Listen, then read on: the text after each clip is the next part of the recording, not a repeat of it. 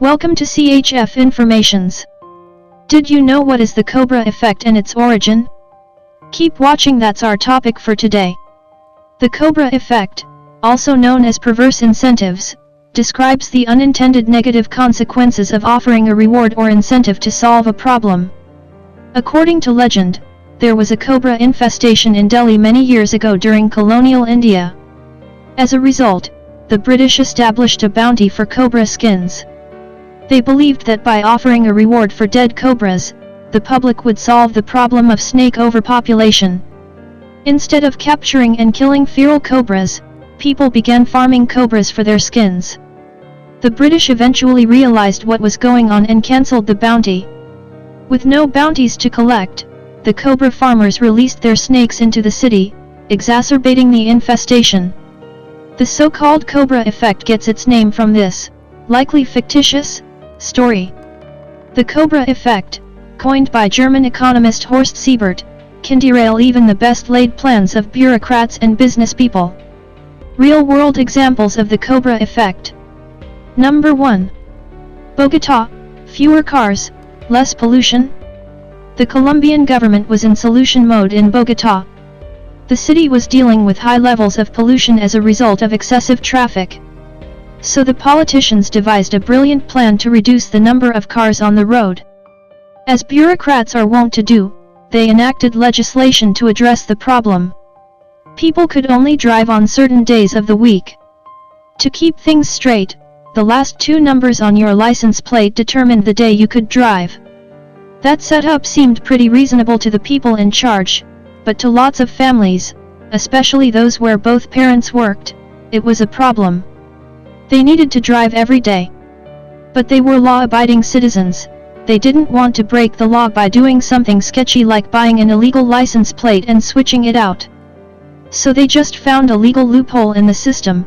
They bought more cars. Sometimes up to 4 for a single family. The result was more pollution because there were now more cars on the road. Number 2. Wells Fargo, more accounts, happier customers. What does a bank do to increase its profits? Getting existing customers to open more accounts is a simple way to boost their profits. That is exactly what the American bank Wells Fargo attempted to do. They provided incentives to their employees and created quotes to entice existing customers to open new accounts. However, with bonuses for management and punishments for others on the line, it was clear that this scheme was the ideal setting for the Cobra Effect to manifest itself. And that's exactly what happened. Many employees resorted to secretly opening accounts in customers' names, forging signatures, and other unethical practices. This attempt to improve its bottom line created a customer experience, regulatory, and PR fiasco for Wells Fargo. 3. Miami Dolphins, losing team, higher draft position. The order in which a team can select players in the NFL draft is determined by their performance the previous season. At first glance, that reward appears fair, because teams with poor performance could theoretically draft better players and improve. However, in 2021, Miami Dolphins owner Stephen Ross was suspended for 6 games for allegedly encouraging the team to lose games on purpose in order to improve their draft position.